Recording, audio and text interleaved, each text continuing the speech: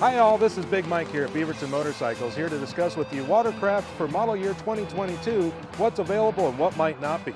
Here at Beaverton Motorcycles, we're proud to announce that we were allocated one of the largest inventories of watercraft in the Pacific Northwest. Even with that large inventory, we knew we weren't going to be able to fill demand for model year 2022 and everybody that wants to get out and riding on the water.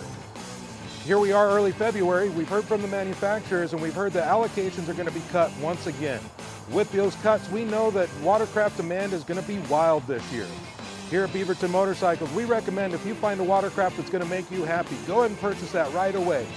To help our guests out here at Beaverton Motorcycles, we're going to include a maintenance plan that covers you for the next 3 years of the next 6 services, and a watercraft starter kit that includes 11 of the top safety items to get you out on the water safely. We recommend come seeing us here at the dealership just off of 217 across from Washington Square Mall, or visit us on our website at beavertonmotorcycles.com. Come see us soon. Bye.